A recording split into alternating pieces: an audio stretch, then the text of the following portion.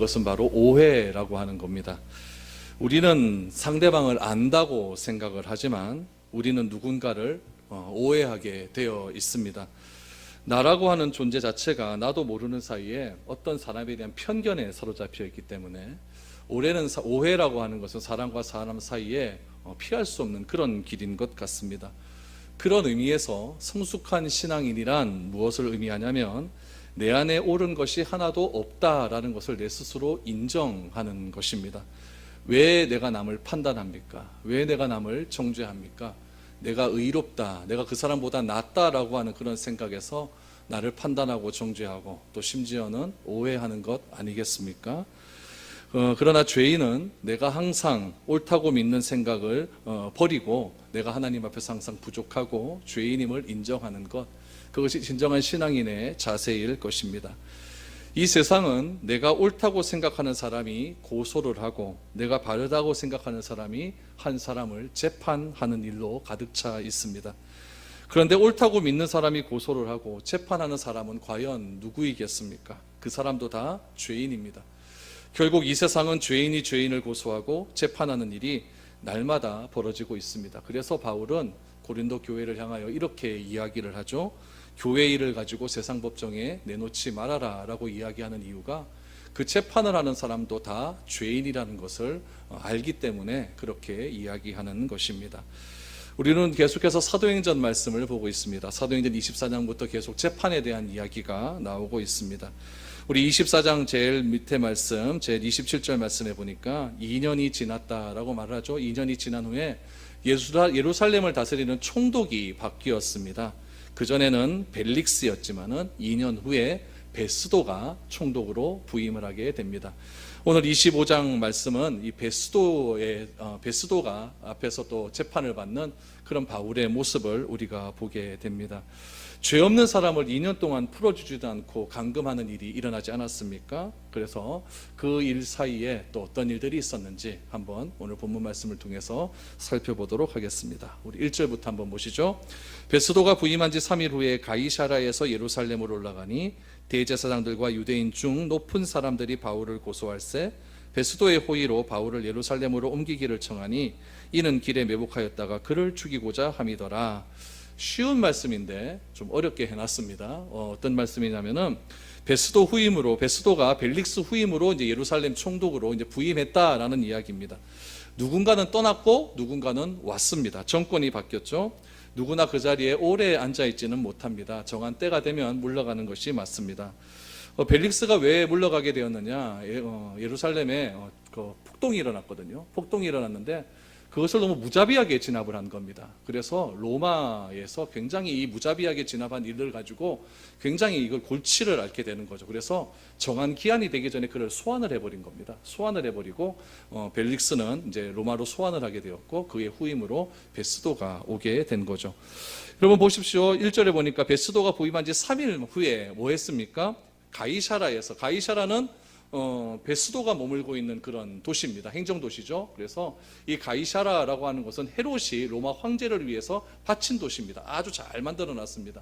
그래서 항구도 크고 굉장히 좋은 곳이 많이 있습니다. 그래서 이 가이사라가 유대 총독이 머물고 있는 그런 관저였는데 가이사라에서 예루살렘으로 지금 올라갔다라고 말합니다. 왜 예루살렘으로 올라갔다라고 표현하냐면은 예루살렘의 해발 890m에 있으니까 가이사라는 밑에 있는 거고 그래서 서쪽에서 예루살렘이 이렇게 올라가게 되어 있습니다. 그래서 예루살렘으로 올라갔다라고 말합니다.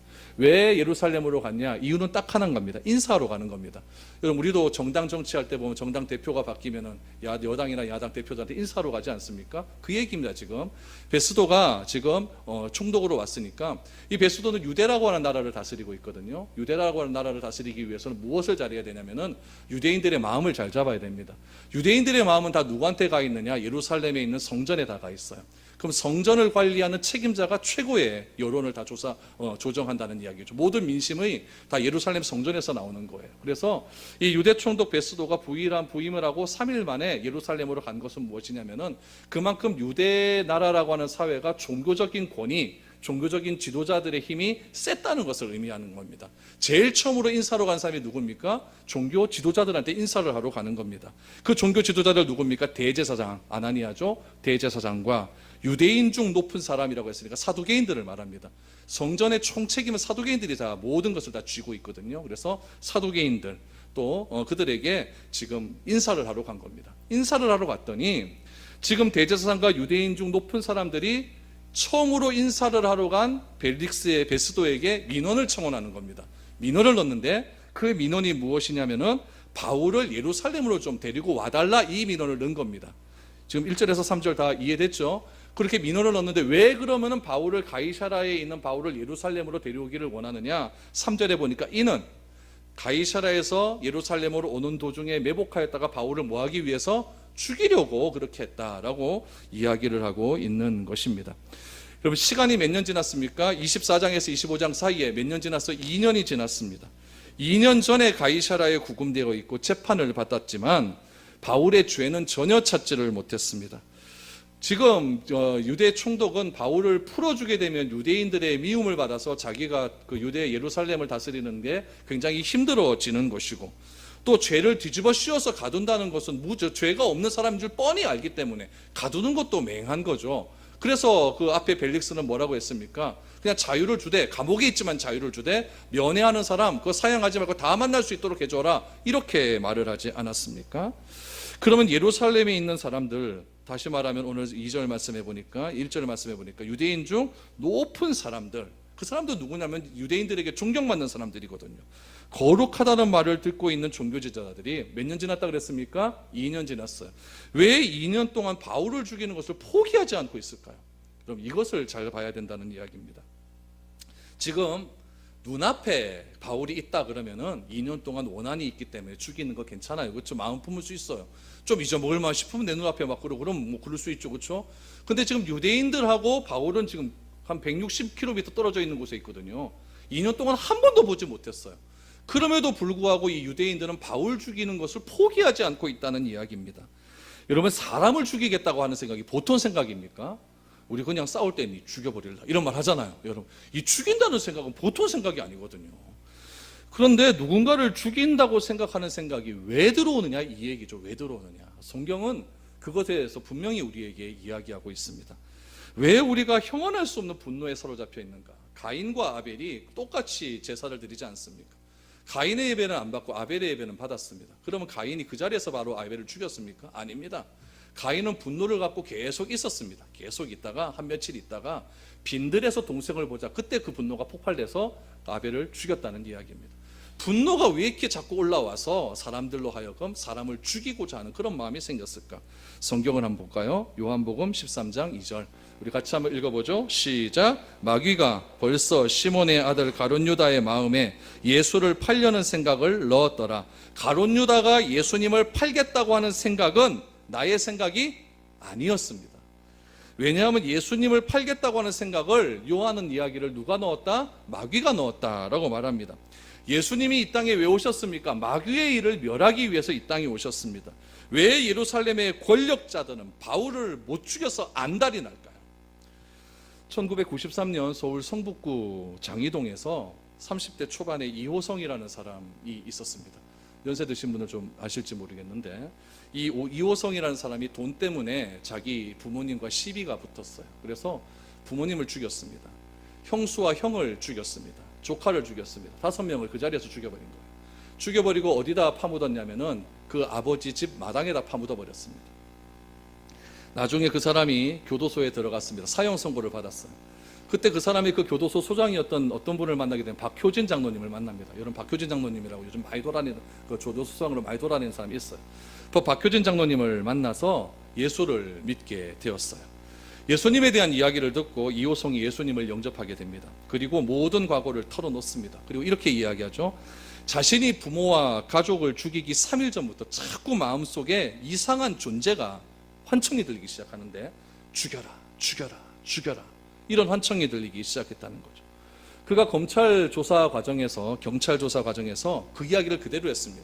왜 죽였냐 그랬더니 돈 때문에 죽인 것이 아니라 자꾸 며칠 전부터 누가 죽여라, 죽여라 자꾸 이야기를 한다는 거죠.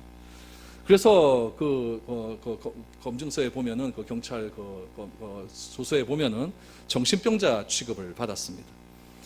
또 죽이고 나니까 어떤 얘기가 들리느냐? 땅을 어느 쪽 깊이까지 파라고 하는 이야기도 그대로 다 들었다고 합니다. 그리고는 또 어떤 이야기가 들냐면 이제는 자살해라 자살해라 이런 소리가 자꾸 들렸다고 합니다. 결국 사형을 받았는데 그 사람이 박효진 장로님에게 전도를 받고 그 교도소에서 몇 명을 전도했냐면 700명을 전도합니다. 기가 막힌 일이죠. 자신이 살인한 이야기를 해주고 마귀의 존재를 그들에게 이야기를 해줬습니다. 그래서 예수님으로 이름으로 쫓아내지 않으면은 너희들 출감을 해도 똑같이 저지른다라고 하는 간증을 통해서 그곳에 있는 사람 700명을 전도합니다. 그리고는 사형 집행 날짜가 되었습니다. 교도관이 유언 하나 남겨라 그랬더니 이 사람이 이렇게 이야기합니다. 이건 여러분 네이버 쳐보면 그대로 나옵니다. 한번 찾아보십시오. 유언을 이렇게 남겼죠. 이 세상은 참 아름답습니다. 하나님이 만드신 이 세상이 어찌 그리 아름다운지요. 세상에 죄가 많고 또 저 같은 죄인이 있어도 하나님이 만드신 세상은 여전히 참 아름답기만 합니다. 많은 사람이 예수님을 믿고 예수님의 눈으로 이 아름다운 세상을 바라본다면 얼마나 좋을까요? 한 많은 죄인 예수 믿고 천국 갑니다. 천국에서 뵙겠습니다. 그리고 교수형 당했습니다. 그러면 여러분 생각해 봐야 됩니다. 부모를 죽인 이호성은 누구고 이런 유언을 남긴 이호성은 과연 누구입니까? 예수님을 만난다는 것은 내 생각이 변하고 가치가 변하고 행동이 변한다는 겁니다.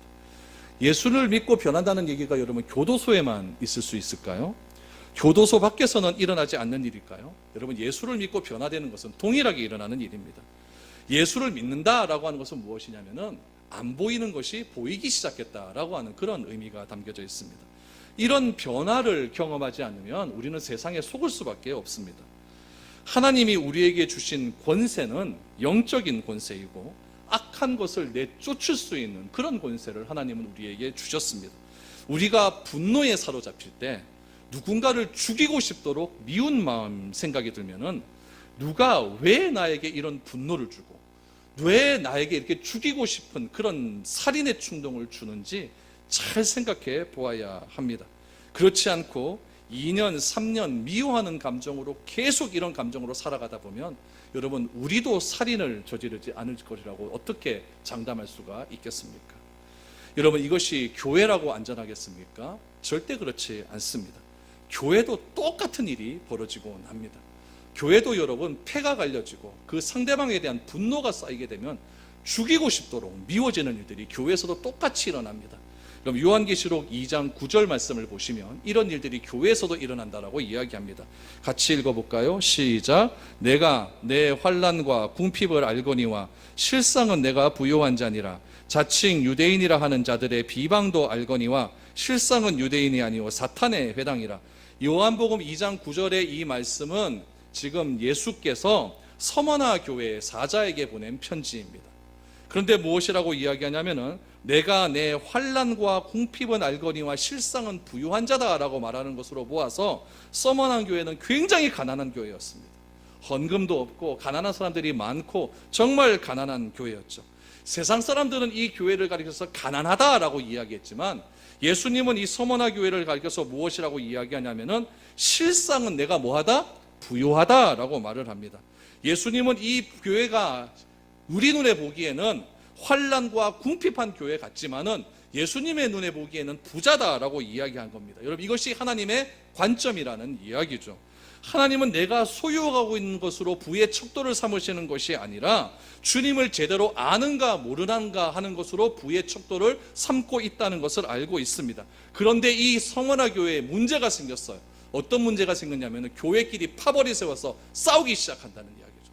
싸우는 과정에 한쪽은 이쪽 편을 욕하고 이쪽은 이쪽 편을 욕하는 겁니다. 그 욕하는 사람을 가리켜서 2장 9절 후반절에 보니까 자칭 유대인이라 하는 자들의 비방도 알거니와 실상은 유대인이지만 뭐다? 사탄이다라고 말을 합니다.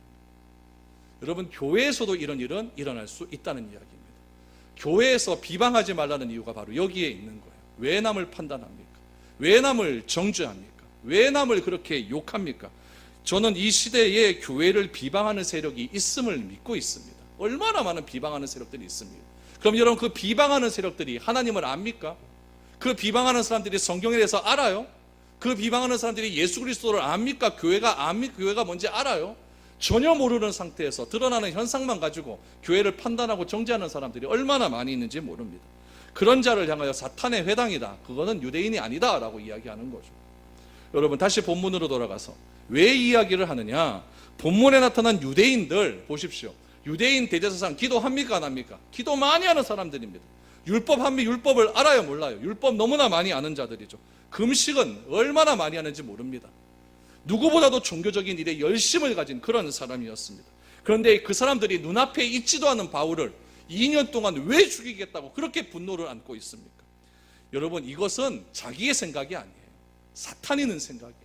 사람을 집요하게 2년 동안 눈에 보이지도 않는 사람을 가리켜서 그렇게 죽이기를 원하고 그 사람이 없어지기를 원한다는 것은 절대 사람의 생각으로 그렇게 일어나지 않는다는 이야기입니다. 기도하면 뭐합니까? 말씀 읽으면 뭐합니까? 금식하면 뭐합니까? 자기 자신에 있는 자아도 죽이지 못하고 안에 있는 분노를 죽이지 못해서 그래서 사람을 판단하고 정죄하는 그런 이 시대의 실상들을 지금 누구를 통해서 보여주고 있습니까? 지금 벨릭스에게 찾아간 유대인들 바울을 죽여달라. 내가 그들을 매복해서 죽이려 함이라.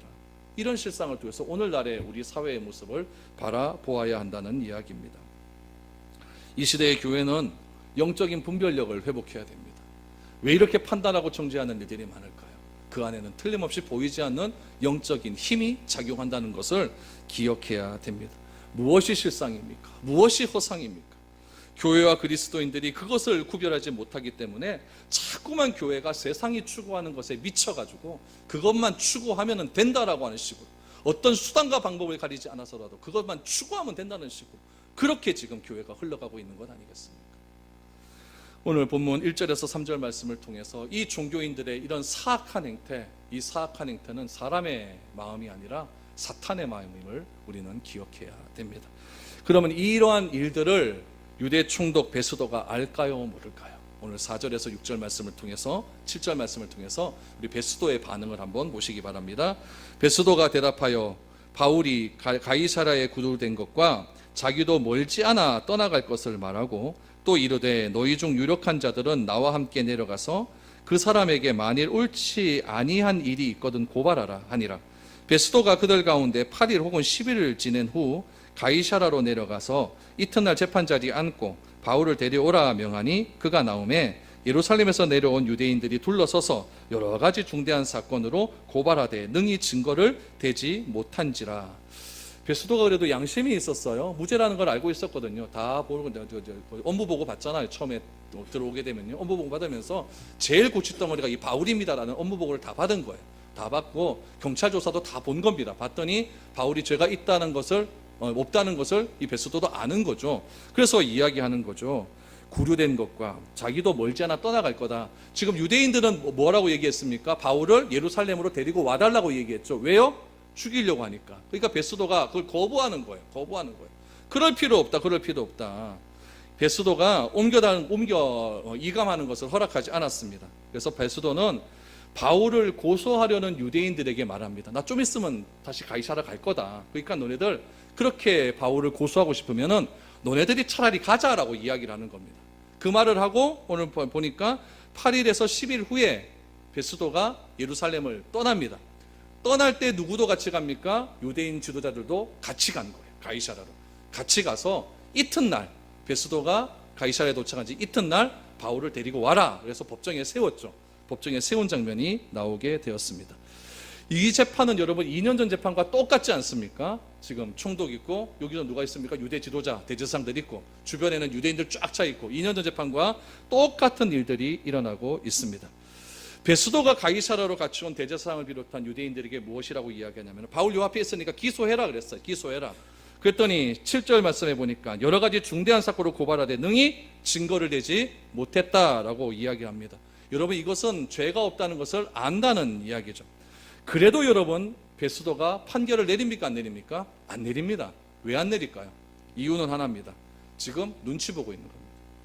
지금 초반에 지금 딱 그 집권을 잡아가지고 지금 하려면 제일 먼저 중요한 게 뭐냐? 민심이 다 내한테 와야 되는 것 아닙니까? 이 유대 사회의 민심은 누가 다지고 있다고요? 종교 지도자들이 다지고 있습니다. 그런데 종교 지도자들이 생각하는 것과 반대의 판결을 내가 내려버리면은 이 민심이 다 떠나갈 것 아닙니까? 베스도는 바울이 죄가 없는 걸 안다 모른다? 알아요. 그러면 풀어주면 되는데 풀어주면 내가 정치하는데 너무나 이게 어려운 거예요. 그래서 이러지도 못하고 저러지도 못하고 그런 상황 가운데 있는 것입니다. 그럼 여러분 보십시오. 2년 전에 우리 벨릭스가 총독이 있었을 때에 대제사장 아나니아가 변호사 하나 데려왔어요. 기억나죠? 변호사 이름 뭐였더라? 더둘로. 그렇죠? 더둘로 변호사를 데리고 왔어요. 그 더둘로 변호사가 세 가지 제목으로 기소를 한 거 기억나십니까? 첫 번째는 무엇이냐면 소란죄, 성전 소란죄. 두 번째는 율법을 어겼다, 율법 어긴 죄. 세 번째는 황제 권위에 도전했다, 황제 모욕죄. 이 세 가지를 걸고 기소를 했거든요. 그런데 이 기소의 내용을 하나도 증거를 대지 못했습니다. 그래서 그냥 바울을 잡아 놓았던 것입니다. 그러자 이제 바울이 그 세 가지 죄수목을 가지고 기소를 한 것을 다시 변명하기 시작하는 거죠. 8절과 9절 보니까 바울의 변호가 나옵니다.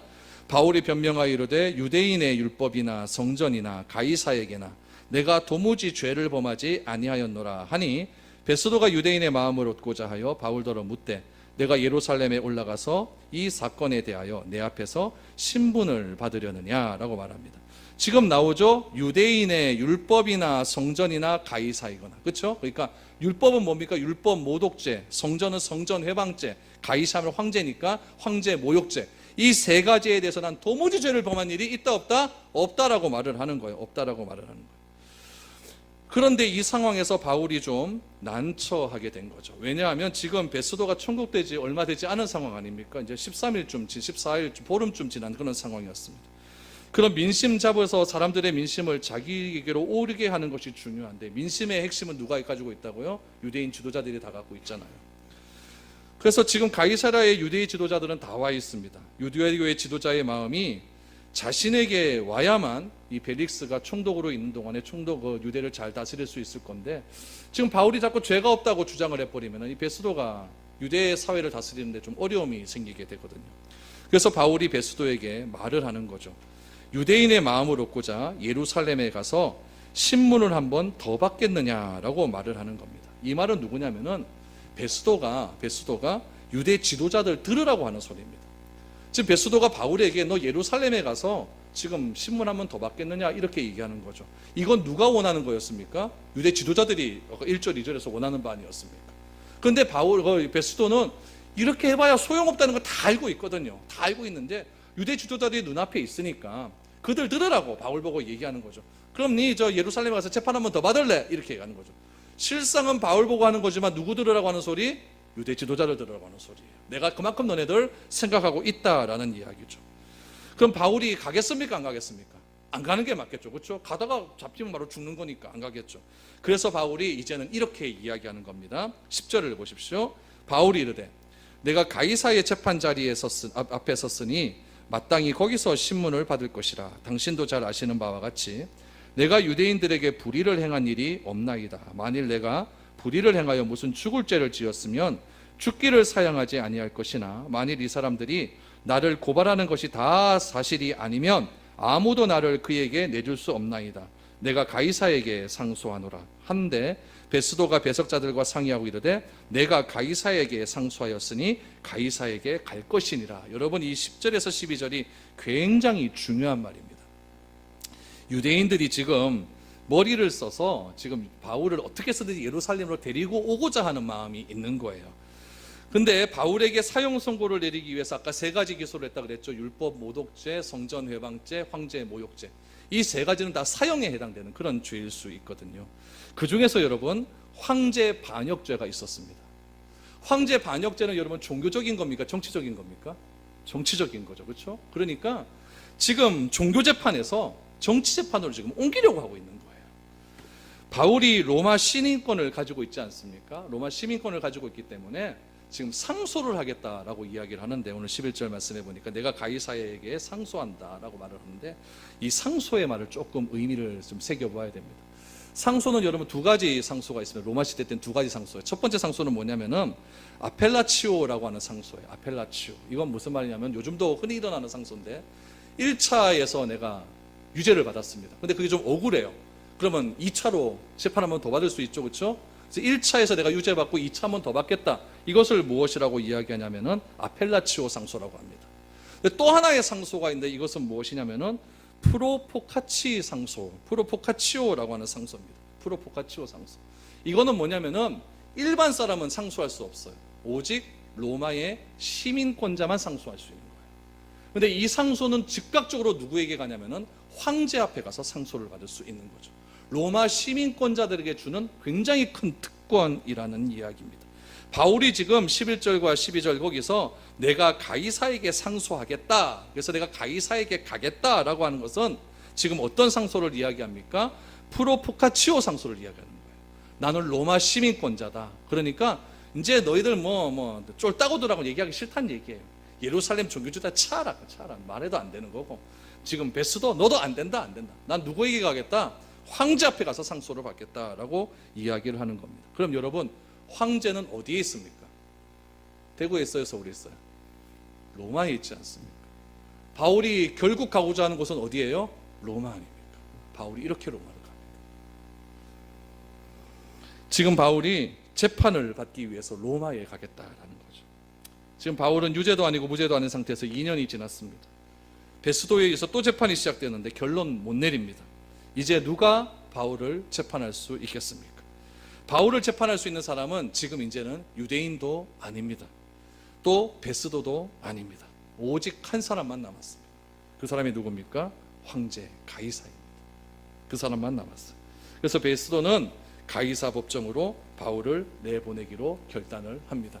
여러분, 가이사라에서 로마까지 얼마나 거리가 멀게, 배 타고 얼마나 먼 거리를 가겠습니까?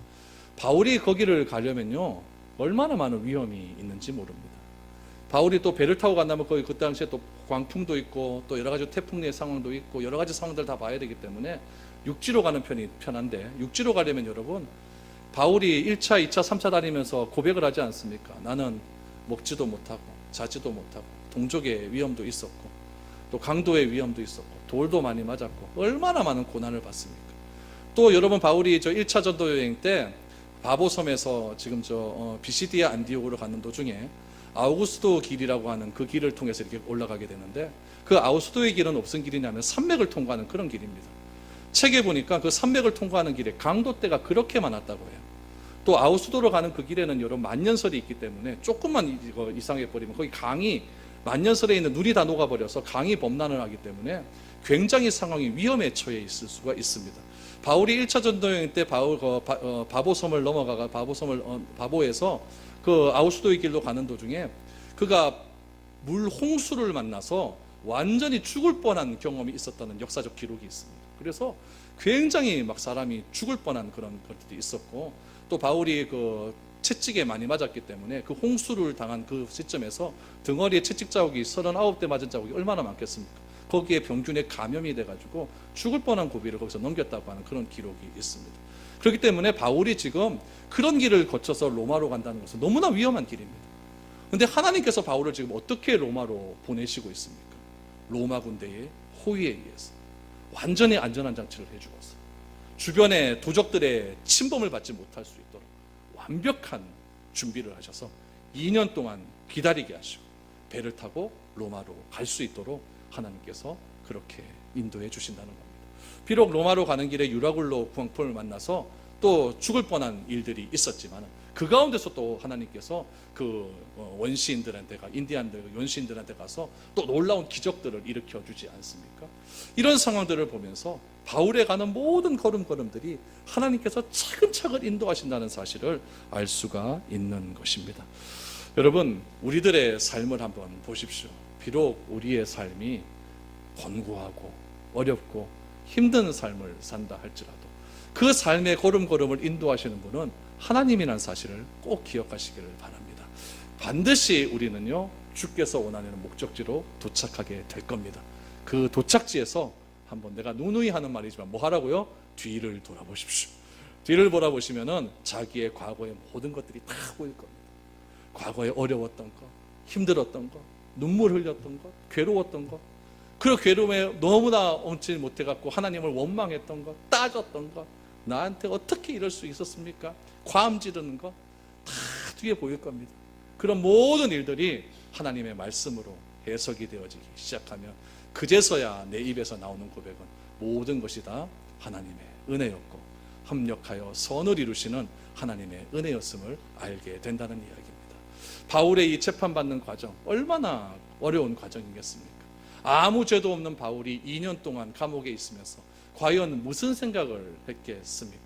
그러나 그 2년 동안 있으면서 하나님께서는 바울을 더 철저하게 연단하셨고, 바울은 자기 자신을 더 많이 볼 수 있도록 그렇게 삶을 되돌아볼 수 있는 그런 삶이 되었고, 그러는 과정 속에서 예루살렘에 먹지도 않고 죽지도 않고 자지도 않겠다고 하는 40명의 사람들이 지풀에 지쳐서 다 떨어져 가게 만드시고, 결국 하나님께서는 바울을 로마로 보내신다라는 것을 우리는 알게 됩니다. 내가 내 인생 끌고 가는 것 같지만 그렇지 않습니다. 내가 사업도 하고 직장도 하고 내가 공부 잘 그렇게 하는 줄 알지만 결국 나의 인생을 끌고 가시는 분은 하나님이시라는 사실을 꼭 기억하십시오. 그 하나님을 신뢰할 수 있기를 바랍니다. 그 하나님을 의지하십시오. 그럴 때 하나님은 우리를 푸른 초장 쉴만한 물가로 반드시 인도하여 주시어서 나로 하여금, 내 입술로 하여금 모든 것이 하나님의 은혜였다라고 하는 그 고백이 반드시 나오게 하실 줄 믿습니다.